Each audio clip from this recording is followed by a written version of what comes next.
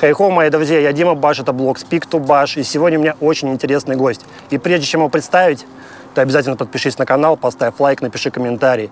Также, мои друзья, спасибо вам, что вы нас поддержите на Бусти. Без вашей поддержки было бы тяжеловато, честно скажу.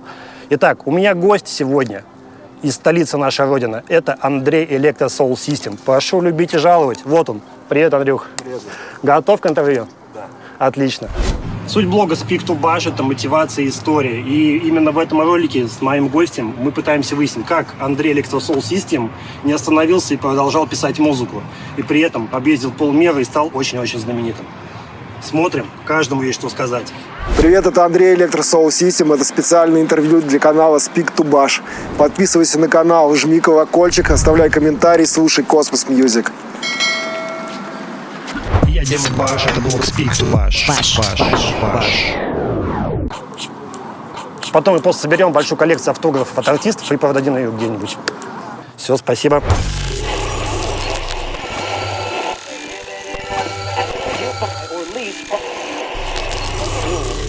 Вообще, у Андрея история идет из далекого-далекого 98-го года. Тогда он начал писать музыку. Это было так? Ну, это примерно, да, где-то эта дата. Может быть, раньше, может быть, на полгода позже. То есть это было... У меня тогда появился первый компьютер, и появилась программа Fast Tracker.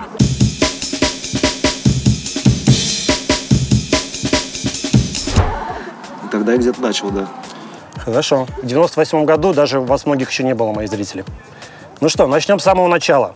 Как ты думаешь, что было 19 октября 1983 года? Какой это был день? Скорее всего, был снежный дождливый день. Обычно в этот день идет мокрый снег. Хотя последних несколько лет было солнце. Отлично. 83 не помню. Отлично. Слушай, самое первое яркое впечатление до 10 лет у тебя? До 10 лет самое яркое впечатление. Да их море было на самом деле. Какое-то яркое самое мне сложно сейчас вспомнить. Если мы говорим относительно музыки, да, наверное, на одно из ярких впечатлений, как мы с моей бабушкой стояли в очереди в магазин «Электроника» за магнитофоном кассетным.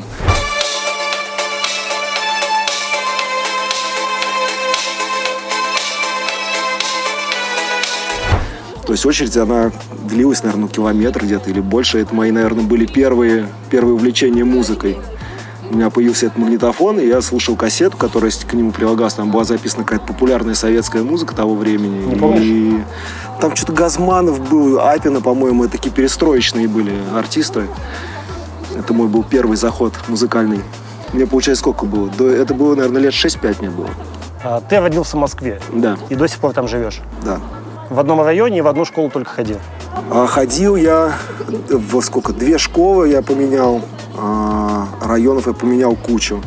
То есть в детстве это было, по-моему, около 4 районов, а уже более взрослым, в юношестве, когда я учился в институте, когда закончил уже районы, они начали просто протекать мимо меня, один за другим.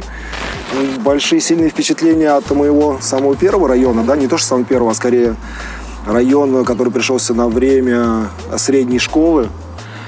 И, наверное, все, что происходило уже после института. А там уже были разные районы. Ты хорошо учился в школе? В разные периоды по-разному. То есть, чем ближе к окончанию, тем моя успеваемость снижается. То есть да. это было увлечение музыкой, и ты, соответственно... Можно, да, как бы связать, что когда я увлекся музыкой, успеваемость в школе начала падать. То есть мой интерес весь переключился в компьютер и вот в написании битов. Самое яркое событие со школы?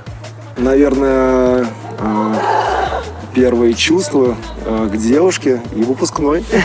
Расскажи про выпускной, как это было? Мы выехали, у нас у одного товарища в нашем классе, у отца, по-моему, был какой-то бизнес в загородном, как-то не отеле, доме отдыха, и нас вывезли туда в ресторан на всю ночь. Всей параллелью мы там гудели просто нереально.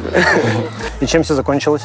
Закончилось. Мы поехали потом с какими-то подружками нашими, погуляли еще в центре, потом поехали кому-то в гости. Дальше я уже не помню. Ну, ты уже тогда был такой, как музыкант. Нет, тогда я еще не могу сказать, что я прям был музыкант. Тогда это было просто увлечение. Скажем так, больше свой путь с музыкой я связал уже в институте. Где-то на 3-м, наверное, курсе, где-то вот в это время. Когда стали появляться не то что первые успехи, а пошли первые отдачи от музыки, которую я делаю. Я познакомился с Романом, который Stepping Sessions делает. В тот момент он делал Stepping Sessions, мы начали общаться и показывать свои демо. Он начал их отправлять, тогда еще не было, знаешь, такой коммуникации через интернет. Никаких мессенджеров там особо. Мы отправляли компакт-диски, то есть Рома ехал в Лондон, приезжал в офис на лейбл, передавал наш диск, и мы ждали фидбэка. И в какой-то момент Рома вернулся из Лондона и привез нам контракт. Привез нам контракт на 2 трека. Это был Good Looking Records, это, скажем так, мейджор в мире драм-н-бейс музыки и, в принципе, в мире электронной музыки. Причем на тот момент он как бы находился, скажем так, в пике своего развития, и у нас зашло сразу 2 трека на этот лейбл. Погоди, мейджор, ты говоришь Good Looking, а не Metalheads? Good Looking, ну, Metalheads тоже один из мейджоров. Просто у них немного разная тематика музыкальная была. То есть если Good Looking что-то такое атмосферное, да, там более воздушное, то Metalheads это как бы такой индастриал драм-н-бейс оригинал. Я помню, я читал в старых твоих интервью, что именно альбом Goldie Timeless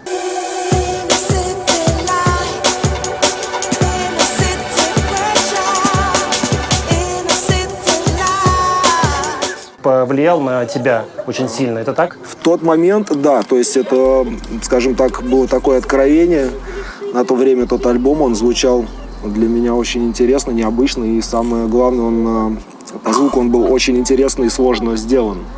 То есть все эти барабанные петли, сочетание там, не знаю, инструментов со всеми басами, и, ну, просто сама музыка, это было, то есть, круто. На тот момент это было очень круто, да. Сколько раз ты его переслушивал? Много. Много. Еще учитывая, что тогда музыка поступала достаточно нечасто, да, то есть не было там интернета, зайти там какой-нибудь там паблик или на SoundCloud, там послушать миксы там или треки.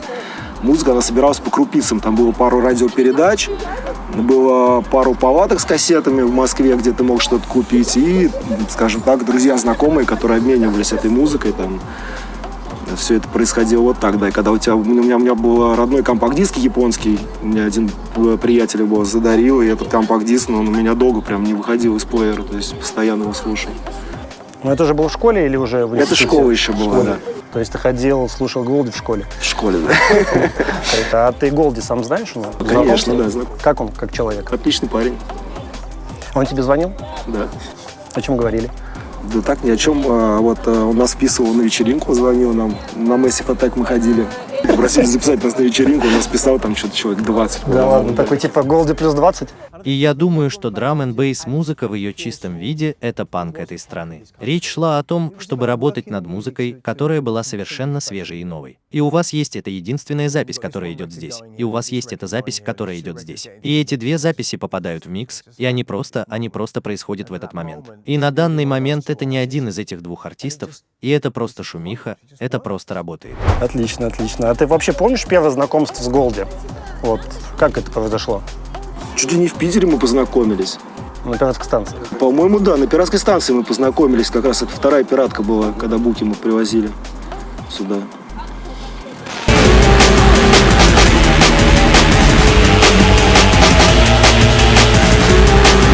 Я Дима Баш, это был Спикс Баш. Ты больше был хулиганом или правильно? Школьные годы берем. Ты знаешь, может быть, в конце средней школы можно было назвать меня хулиганом, но это было скорее от неосознанности выбора. То есть, может быть, если бы я сейчас оглядывался на свое поведение, я немножко бы вел себя, возможно, по-другому. В чем твое хулиганство проявлялось? Скорее всего, в непослушании в каком-то, да, и в отказе выполнять какие-то задания. То есть такой, знаешь, бытовой, как это... Ну, скорее другой, типа, наверное, в школе говорят, делай это, и я такой, я не буду, не хочу, например. То есть такая глупость, скорее, не хулиганство. То есть я не ходил, там что-то не ломал, там не крушил, не занимался вандализмом никаким. То есть такая чисто детская глупость. Слушай, вот Стас Диссидент рассказал в интервью, что он никогда не делал домашнее задание. А ты домашние задания все выполнял? До какого-то времени, да, я выполнял домашние задания, причем мне это даже нравилось. Какие-то предметы. У меня с математикой очень было неплохо до какого-то периода, пока музыкой не увлекся. А вот когда увлекся музыкой, все, мне перестало просто все быть интересно. Ни школа, ничего, как бы мне не хотелось ничего делать уже. Друзья остались со школы у тебя еще? Мы общаемся с другом, вот с Сашей FM Device, мы буквально созванивались пару дней назад. Это тот, с кем мы начали заниматься музыкой вместе. То есть наш первый проект FM Device, Force Measuring Device назывался, мы его с ним начинали. Это было еще до Electro Soul System, как раз в школе. Мы с ним общаемся, да, время от времени. Слушай, есть какой-нибудь поступок в твоем детстве в школе, за который до сих пор стыдно? Поступок в детстве в школе сложно вспомнить. Потому что тогда не было ни за что стыдно. А сейчас оно как бы уже это так далеко, все было давно, что и не вспомнить ничего такого. Стыдно за какие-то такие поступки, типа когда задирался, там, не по делу, вот за такое стыдно. Ну, не то чтобы стыдно, но сейчас бы я такого не делал. Поучительно были моменты. Ты книги читаешь? Да. Какая самая любимая книга? Самая любимая книга? Сложно сказать. Как-то это как книга, которую ты перечитываешь несколько раз, таких, наверное, нету. В какие-то периоды разные книги нравятся. То есть жанры — это жанры абсолютно разные, там, в основном это фэнтези, фантастика, что-то такое, до какой-то научной литературы и профессиональной. Твоя школьная молодость, так можно сказать, это время субкультур. Угу. Ты в какой-то субкультуре относился? Да нет, вроде. Мы как-то вот, когда занялись музыкой, уже не до этого было. Наверное, лет 10, 11 или 12, было такое ближе к подростковому возрасту, и мы типа увлекались, нам нравилась группа East 17.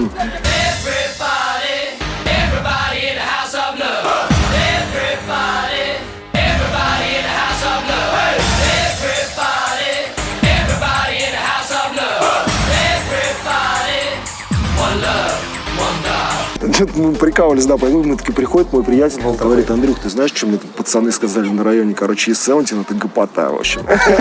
Я такой, блин, ну ничего, типа, как бы такие там движухи на районе были, типа, ты что, там, гопник, ты там рэпер, металлист, но это мимо нас все было. А ты как-то одевался, так выделялся из толпы? Да нет, как я обычно одевался. Джинсы, футболка, кроссовки, да. Мы как бы, как вообще распорядок дня наш был. То есть ты учился в школе, приходил домой, там делал уроки и валил на улицу гулять. Когда это типа теплая погода, мы шли на стадион и гоняли мяч. То есть, соответственно, одеты были шорты, как бы кроссовки. Зимой мы гоняли в хоккей, мы ходили играть. На выходные это был каток. Если не каток, мы гоняли просто типа клюшкой мяч по стадиону. То есть у нас все время на таких каких-то командных спортивных играх прошло детство, даже подростковая часть вся его.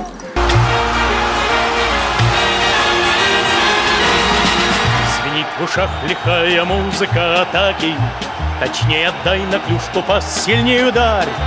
И все в порядке, если только на площадке великолепная пятерка и вратарь. В возрасте подростковом в любом случае возникали всякие конфликтные ситуации. Ты как из них выходил? Слушай, ну выходил по-разному. Когда-то были действительно поучительные моменты.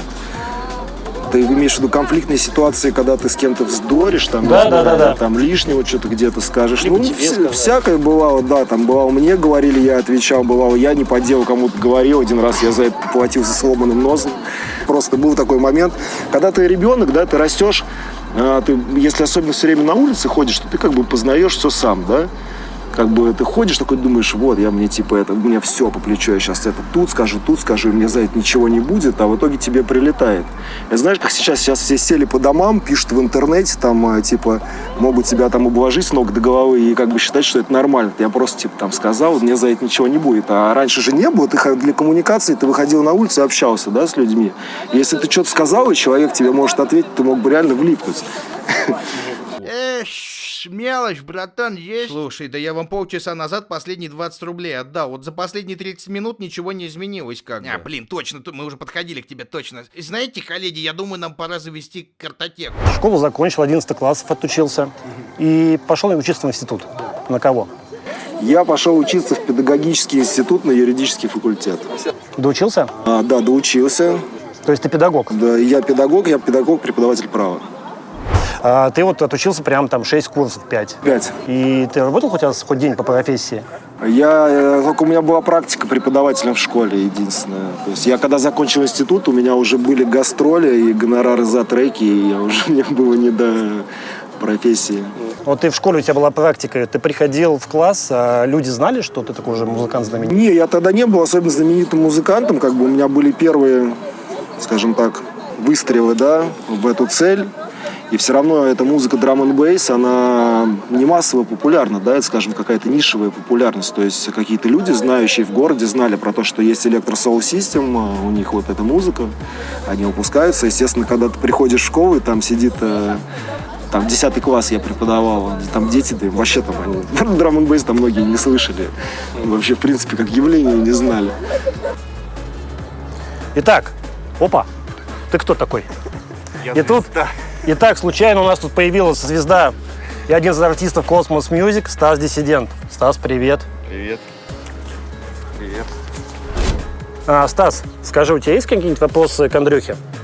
Андрей, когда уже вот эта вот тяжелая музыка, которая захватила твое сердце, отпустит, и ты вернешься к старым добрым гудлукинговским временам? Так я тоже делаю. Просто, видимо, последние несколько треков тебе вот эти попались, а именно, как ты говоришь, тяжелые. Ну, относительно. Ну, относительно, да. Не, а вот ты знаешь, я в последнее время ностальгирую. Вот помнишь сборники Hardcore такие? Вообще вот эти золотые времена гудлукинга. Я их сейчас слушаю и просто понимаю, что вот надо как-то переосмыслить это с новыми технологиями. И начинать туда залезать опять. Так у нас же на Космосе есть серия, которая называется «Космополитик». Точно. Да, и вот на ней мы как раз-таки вот такое и делаем. А как ты думаешь, это только для нас, старичков, заходит? Или, может... Не только для нас, старичков. Много есть любителей вот такой музычки. Слава богу. Нам-то она заходила в детстве, значит, и сейчас кому-то зайти должна. А у нас просто другой не было. Была. А сейчас тут с одной колонки долбит, с другой долбит. Но ты же согласись, вот весь этот тяжеляк, что ты говоришь, он же, скажем так, весь тоже достаточно интересно сложен. То есть это не просто там типа жужжалка ради колотилки. Естественно. Как бы. Я на самом деле и не против жужжалки. Да. Вот, никого не хочу судить. Вот, если кто-то хочет глупую музыку идиотскую слушать. Да, пожалуйста. Никого не хочу осуждать. Да.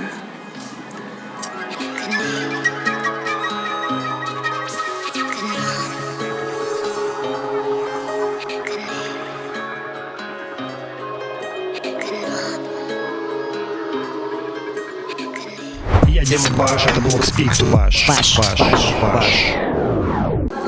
Как-то в институте я не то чтобы ни с кем не общался, но по-настоящему ни с кем не задружился, когда учился в институте, потому что у меня уже было вот это музыкальное увлечение. Я старался как бы все свободное время этому посвящать. То есть заканчивалась у меня пара, и я отправлялся домой. Теперь скажи, вот смотря сквозь призму времени, вот, школа, институт, детство, это как-то повлияло вот именно на твою музыку, которую ты сейчас делаешь? Которую я сейчас делаю, наверное, повлияла уже более взрослая жизнь, да. Понятное дело, что какой-то фундамент был заложен именно в детстве, в юношестве, да, как раз вот эти в институтские годы, но я бы сказал, что именно вот то, что я сейчас делаю, это опыт последних прожитых 10-15 лет.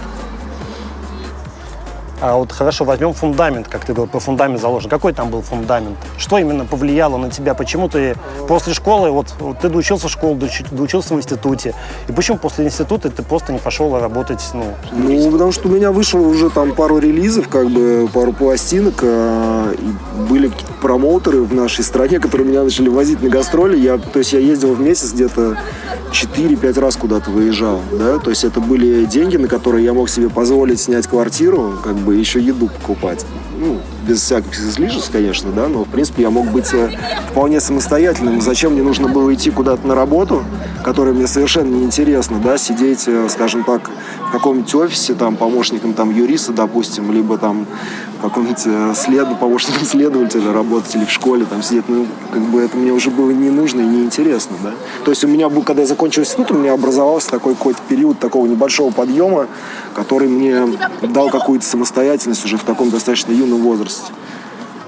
Ну, ты же понимал, что юристом и все, ты больше будешь зарабатывать. Лучше квартира, лучше... У меня никогда не было ориентиров в сторону больше зарабатывать, да. Меня это никогда не интересовало. У меня было какое-то желание интересно жить. Режу моря, небо маяк, я тот, кем должен быть. Здесь у руля каждого дня мне интересно жить. Я Дима Баш, это был Спикс Баш. Ты же писал еще хард-рок, я так понимаю. Хард-рок? Да, где-то я вычислил, что там была тяжелая музыка у тебя. Не, хард-рок это только сейчас металл стал прилипать. Прям металл-металл. Да, прям. Живая гитара, да? Нет, скорее в электронной обработке.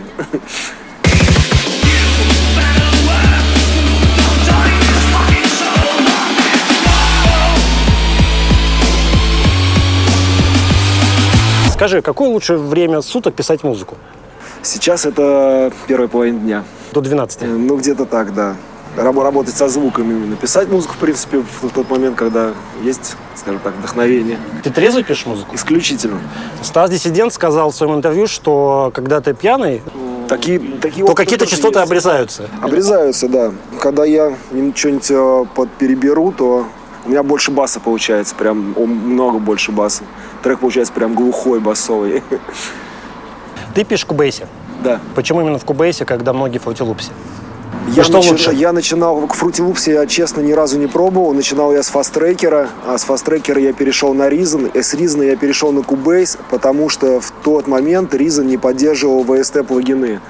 А тогда есть такая фирма, Spectrasonics называется, они выпустили свой первый синтезатор, так скажем, атмосфера он назывался, и мне его очень хотелось попробовать, поэтому я поставил себе Cubase, по ревайеру подключал Reason, но и в Cubase загружал эту атмосферу и делал сперва такой, у меня был гибридный продакшн Cubase с Reason, а потом просто Reason отвалился, я пересел полностью на Cubase, а последние несколько лет я еще и Ableton изучил. Сложно было? Легко. Первый день было сложно, я ходил по студии, матерился, кричал. У нас двухэтажная студия, то есть я поднимался, там наверху сидел Роман, работал в офисе, я забегал туда, кричал, с этим невозможно работать, как тут делать какой-то креатив, а на следующий день я сделал трек уже, да, и как бы... Теперь это у меня основной инструмент на ноутбуке именно, у меня моя рабочая станция это... PC отдельно, еще у меня есть ноутбук, на ноутбуке у меня стоит Ableton, и когда мне хочется что-нибудь типа побаловаться, я в нем делаю. Такая погремушка веселая. Получил первые деньги за свой трек. У тебя было какое-то вдохновение прям такое? Конечно, да. Как это было? Можешь Первые деньги за трек, если я не ошибаюсь, это были как раз деньги по контракту с Good Looking Records. Что, в принципе, достаточно исключительная история, потому что с Good Looking почти никто денег не получал в то время, а мы их получили. Благодаря Роману, который ездил как раз к ним в офис, и с них их благополучно забрал. Потому что по контракту нам полагалось... Наличка? Наличка, да, advance payment у нас был, плюс у нас были роялти, и нам заплатили все. Слушай, как ты думаешь, если бы тогда Рома не отдал бы диски Good Looking, как бы твоя сейчас судьба сложилась? И если бы вы с ним не познакомились? Ну, сложно сказать. Все сложилось, как сложилось, как бы. То есть так звезды сложились? Ну, видимо, да. И, видимо, из этих звезд появился Cosmos Music? Скорее всего. У вас двухэтажная студия, то есть у вас прям как бизнес это уже? Это была двухэтажная студия, последняя у нас. Она вообще была двухэтажная и трехкомнатная. У нас был холл, который можно было использовать как пространство для вечеринок небольших. У нас была основная аппаратная. В аппаратной у нас была вокальная комната, полностью оборудованная, и второй этаж офисный, где мы делали дизайн в основном, какие-то там встречи организовывали. Эта студия у нас закончилась, получается, чуть больше года назад, поскольку снесли завод, на котором она находилась, и с того момента я работаю дома. Сейчас летом работаю на даче, перевез туда полностью студию.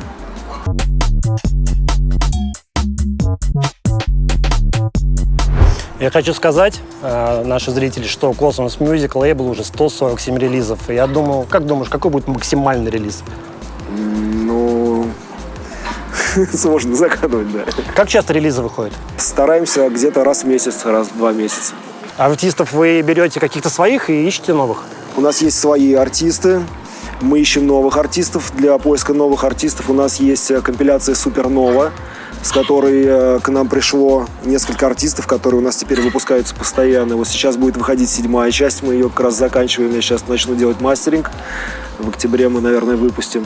Новые артисты к нам приходят через нашу демо-почту. Можно отправить нам свой трек demo@cosmosmusic.ru. Ссылки будут внизу. Как оформить трек, можно посмотреть у меня на странице, например, ВКонтакте или где-то еще. Да. Основной критерий выбора. Основной критерий выбора — музыкальность, звучание.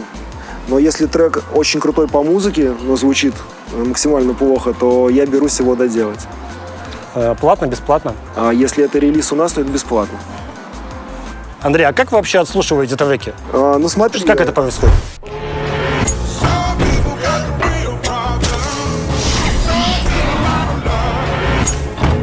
Как вообще процесс устроен? Набирается какое-то количество треков на нашем демо-ящике. Мы их скачиваем, с Романом собираемся в какой-то момент и начинаем их отслушивать.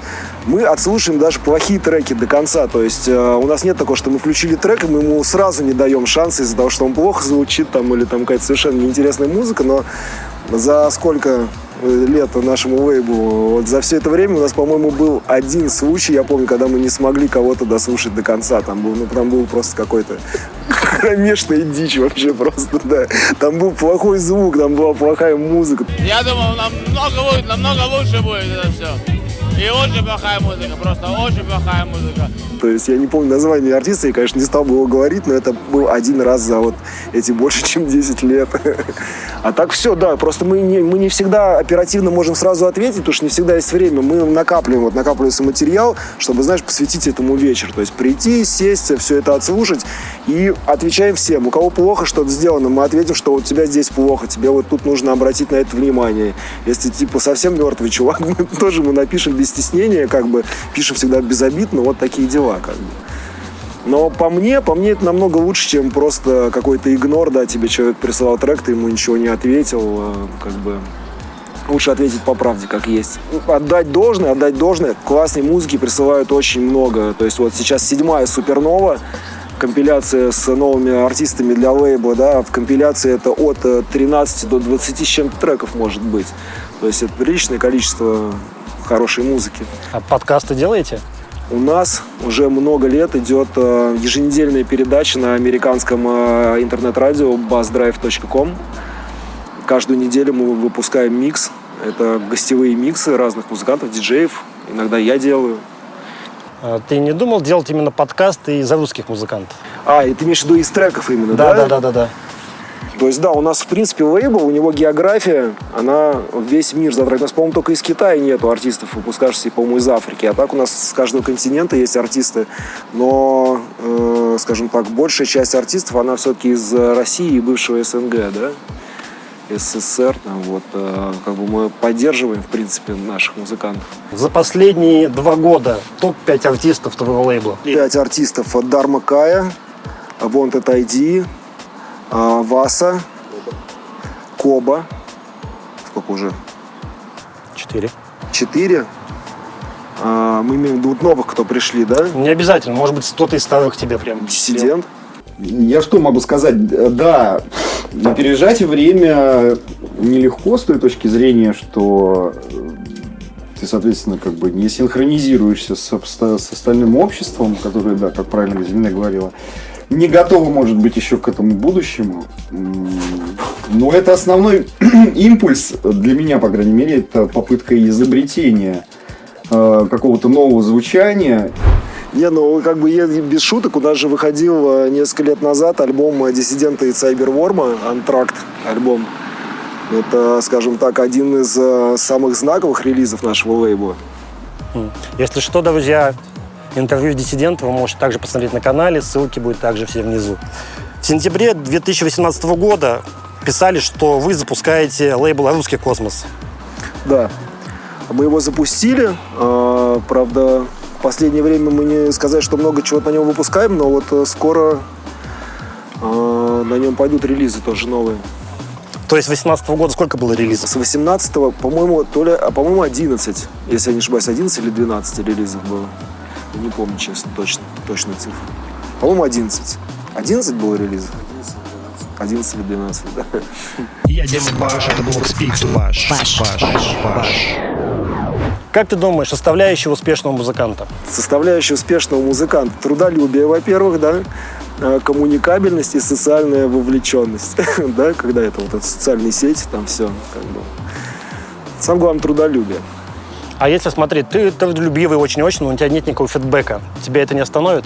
Ты знаешь, если у тебя есть все эти составляющие, то есть ты трудолюбивый, у тебя есть какой-то багаж знаний, скажем так, какой-то талант, да, и у тебя есть социализация, и вот это участие во всей этой, скажем так, интерактивной жизни, у тебя точно будет фидбэк, ты просто без него не останешься. Ну, вот многие музыканты пишут музыку в стол. У тебя есть такое? В 100, да у меня 1000 треков просто в столе лежат. Ты планируешь с ними что-то делать? Конечно, да, планирую. Если вспомню про них, я просто про какие-то забываю время от времени, да. Как бы стол, он битком набит. У тебя нет такого универсального решения для людей, как сделать так, чтобы не класть в стол, а практически все выпускать? Ну, ребят, много есть вообще видео обучающих сейчас в интернете, как, там, не знаю, стать успешным продюсером, там, подписаться на лейбл. То есть я не могу дать какого-то универсального совета. То есть вот формула, которая сработает, трудолюбие, социальная вовлеченность и как бы открытость ко всем современным вот этим штукам, оно не может не сработать, если ты все это складываешь, да? Сами технологии, как бы всем известно, что ты можешь зайти на лейбл, который тебе нравится, посмотреть, какая у них демо-почта, и тупо им просто отправить трек на демо-почту, да, и ждать ответа. Там, найти каких-то диджеев, на которых ты смотришь, да, отправить им треки. Тебя рано или поздно заметят, если у тебя хорошая музыка. Кто-то пришлет фидбэк. Как это было, когда мы делали, да, когда начинали, это именно так и происходило. То есть отправлял кому-то трек, кто-то тебя там сыграл на радио, тебя там кто-то где-то услышал, там взяли, выпустили пластинку.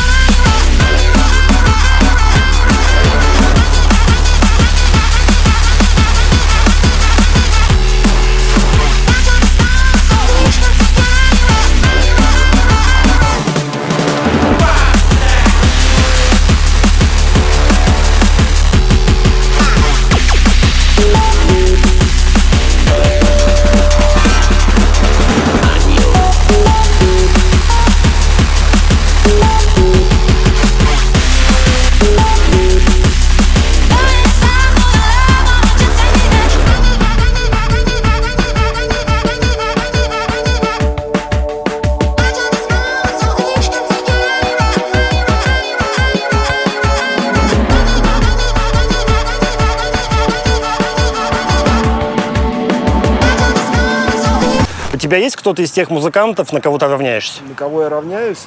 Не, ну это природная харизма. Вот, она, видимо, работает иногда, когда хорошее настроение. Стас! В каком плане? Ну, вот, например... Звучание, музыкальность. Ну, звучание, музыкальность, либо, может быть, прям ценишь, как будто это твой батя, бог. Батя, бог, диссидент? Как мне видится, то есть именно музыканты, которые именно жанровые, то есть вот драм-н-бейс, мы по канонам по каким-то там пишут, не экспериментальщики. Комфортно тебе писать с кем-то музыку? И как это вообще процесс происходит? По-разному происходит. Когда у нас была студия, мы там делали музыку, бывало, вместе просто засаживались и делали такую коллаборацию, когда, знаешь, там один посидел, пописал 10 минут, другой что-то пописал 10 минут. А последнее время как бы коллаборации, они происходят, то есть ты присылаешь чай, присылают тебе части, либо и ты подсылаешь, и оно такое, знаешь, дистанционно идет.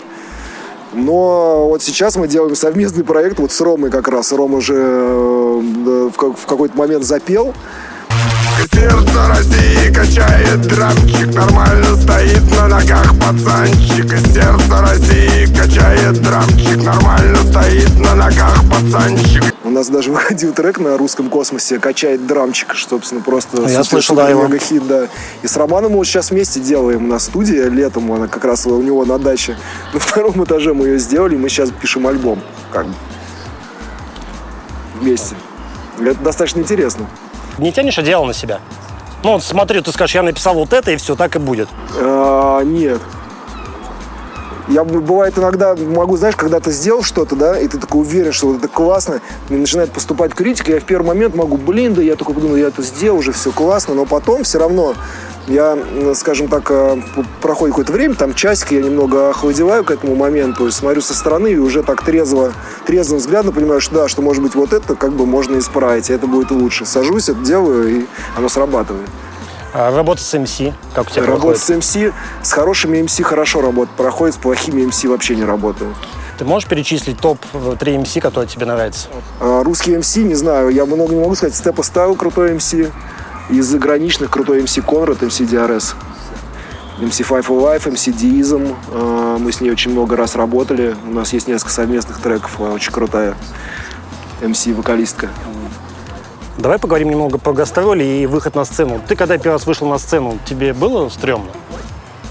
На сцену, что называть сценой? Первые разы это были, типа, знаешь, клуб. То есть это не сцена, это такой диджейский закуток, в нем стоят вертушки.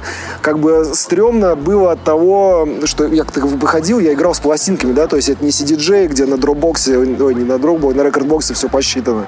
Ты, то есть, выходишь с пластинками, тебе нужно следить за скоростью пластинок, все время с этим работать, и тут скорее страх именно налажать в этом техническом процессе, и ты уже не думаешь о том, что там в зале люди, вот этого страха нету, да, у тебя технический как бы вопрос есть, который тебе нужно сделать. И это первые 10 лет, да, они проходили в таком режиме, скажем так, крутить уверенно винил я научился вот уже в последние годы, там, уверенно, прям, знаешь, чтобы вот прям с пластинками в любое место могу прийти и с ними как бы работать. Но с пластинками очень редко в последнее время удается поиграть, потому что в основном вся музыка, она не на виниле, она вся в диджитале. Да. А когда ты первый раз вышел на сцену за границей? За границей первый раз. Мы, по-моему, это было в Австрию. Мы ездили, был большой клуб, андеграундный клуб. Народу было что-то около 1000 человек. Ну и тоже не было какого-то, знаешь, страха, была какая-то уверенность в той музыке, которая была на тот момент. Это было что-то, чего не было вообще в Европе. Это был совершенно, знаешь, такой эксклюзивный, аутентичный русский драм-н-бейс. Я Дима Баш, это блок Speak to Bash. Самый такой город, который больше запомнился из заграничных гастролей? Даже не вспомнил. Лондон? Лондон, да, запомнился. Но я вот в Лондон ездил не только на гастроли, я достаточно часто там бывал одно время. Но мне в какой-то момент из Лондона все время хотелось быстрее обратно в Москву вернуться. Как можно быстрее, да. Правда говорят, что Лондон похож на Питер? Не похож. У тебя есть какая-нибудь конечная цель твоего творчества? Конечная цель моего творчества, наверное, нету. Цели все время меняются. То есть это как какие-то ступени, да, вот эта ступень сейчас, это потом, на это оказался вот ту видел, как бы, и вот оно так строится. А если перегоришь, что будешь делать? Да, бывают моменты перегорания, они как бы неизбежны, проходит время и по новой начинает все работать. А если это время не закончится? Ну, это понял все, ты уже понял все, чем ты будешь заниматься? Не знаю, чем-нибудь. Ты понимаешь, что как бы помимо написания драм-н-бейс треков, да, за что как бы о чем мы сегодня в основном говорим, я занимаюсь музыкальным продакшеном, то есть это работа со звуком, это более такой технический вопрос. То есть это не вопрос какого-то творчества и вдохновения, да, а чисто технических задач. То есть есть трек, в нем есть несколько составляющих, которые нужно вместе сложить. И этот процесс, он просто, скажем так, механически происходит, от него нельзя перегореть, это работа. Да, то есть я буду заниматься звуком, да, то есть если я не могу в какой-то момент писать свои треки, то я занимаюсь звуком все равно. То есть свожу, там, мастеринг делаю, как бы. А сэмплы пишешь? Сэмплы нет, не пишу, это не моя тема, это мне не нравится, просто пробовал? мне интересно. Даже не пробовал, мне никогда это интересно не было. Мне нравится, наоборот, рыться в сэмплах. То есть мне нравится откуда-то резать сэмплы, на всяких сервисах сидеть, где сэмплы продают, сэмпл-паки качать, у меня просто гигабайты их. А когда-нибудь у Киберворма покупал сэмпл-пак? Зовут меня Дмитрий. Известен я под псевдонимом Cyberworm, Киберворм, как кто называет в меру своего английского. Я продюсер, саунд-дизайнер, музыкант, композитор и прочие малооплачиваемые работы. у Cyberworm, я скачивал бесплатные сэмпл-паки с сайта. У него много крутого материала. На данный момент у Cosmos Music сейчас много есть треков, которые нужно выпустить? Есть какое-то количество. 10, 20, 30? Ну, вот вчера я закончил мастеринг альбома музыканта из Чехии, да, там 9 треков. Предварительно закончил, сейчас мы вот его слушаем на разных системах. Вот такая вот пачка там треков, там сейчас вот это Супернова выпускаем, там треков Electro Soul System просто гигабайты тоже, да. Других музыкантов, своих треков очень много. То есть, в принципе, релизы, они, можно, как говорят, они расписаны там на год вперед. Еще меня всегда интересовал такой вопрос у всех продюсеров-музыкантов. Вот написал ты трек, как ты придумаешь название? Название придумывает Роман зачастую. Я пишу трек, я его отправляю Роману, Роман придумывает название. А как думаешь, он это делает? Как он это делает? Думаю, просто такой. А вот так вот. Это будет называться вот так, вот это так, будет да? называться вот так. Присылает мне, говорит, что классно. Название хорошее у нас. Когда ты понимаешь, что трек готов, все уже, готов для релиза? Не в стол ляжет, а уже все. Как ты это понимаешь? Роман говорит, надо выпускать. Понятно, хорошо, когда есть такой человек, который пишет название, да, и который может себя остановить. Слушай, ты давно уже начал свой путь и известность как музыкант. С какими ты проблемами сталкивался тогда и с какими сталкиваешься сейчас?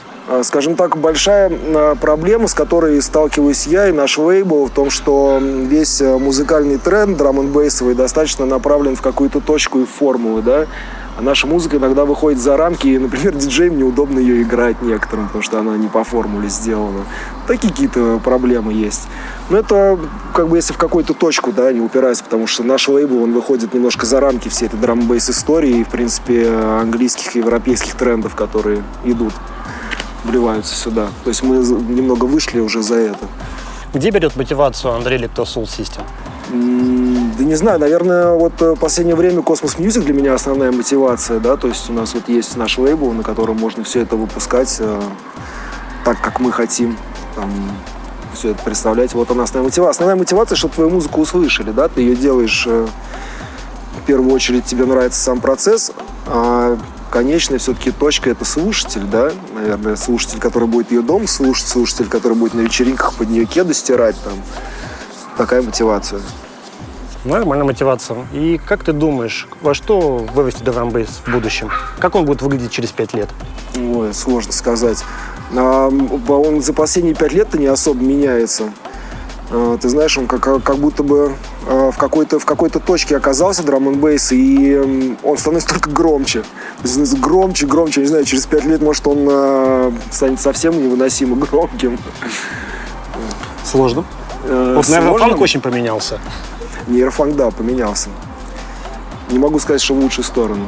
В основной своей массе. Мне нравится очень много современных нейрофанк-треков, но мне не нравится тренд на увеличение громкости какой-то беспредельный, потому что иногда слушаешь, и неприятно, просто уху физически больно слушать такую музыку становится.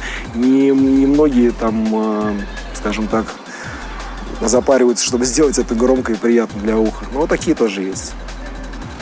Есть какие-нибудь 3 основных лайфхака для начинающего продюсера, чтобы сделать хороший трек? Кроме тех, которые ты говорил уже. Это умение обрабатывать информацию, которая поступает, потому что информации, как сделать классный драм-н-бейс трек, ее просто полно. Нет, подожди, нет информации, а именно такое. Может быть, какие-то используют сэмпл-паки, может быть, какой-то секвенсор, что-нибудь. Секвенсор использует Ableton, он достаточно интуитивен. Сэмпл-паки ты можешь подписаться на какой-то сервис, типа Loopmasters или Splice. Твои личные 3 лайфхака. Вот я их рассказываю, типа Ableton, сервис с сэмплами и обучающие видео. Если ты знаешь английский язык, то тебе будет легче. То есть это 3 лайфхака. То есть простая рабочая станция, простой сервис с доступом к большому количеству звуков и информация, как с этим совсем обращаться. Есть у тебя что-нибудь, то, что ты можешь пожелать начинающим продюсерам, музыкантам именно от себя? Культуре. Развиваться я пожелаю культуре, да. Побольше смотреть вне своего жанра, побольше смотреть, делать треки вне своей конструкции привычной, да.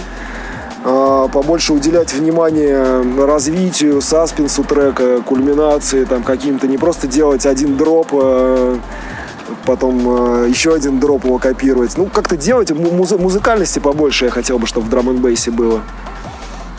Потому что технически, по звуку, драм-н-бейс, он уже, скажем так, впереди планеты всей. Это самая сложная, технически сделанная музыка. У многих сейчас там такие завороты в продакшене, что ну просто немыслимо. То есть по звуку драм-н-бейс, он не сказать, что в потолок уперся, но он уже просто на такой высоте находится. А музыкальности не хватает зачастую. И последний вопрос. Космос Мьюзик, и вот ты, именно будет вся жизнь тебя посвящена именно драм-н-бейсу? Ну, драм-н-бейс — это неотъемлемая часть моей жизни, но у меня много всего разного, помимо драм-н-бейса, если музыку брать и вообще, в принципе, продакшн музыкальный, да. Но драм-н-бейс — это глубоко и навсегда. Отлично. Все, спасибо вам, что посмотрели этот ролик. С вами был Дима Баш и блог Speak to Bash. Со мной рядом был Андрей Electrosoul System. Подписывайтесь на него, на меня, ставьте лайки, пишите комментарии. Всем peace. Я Дима Баш, это блог Speak to Bash. Баш.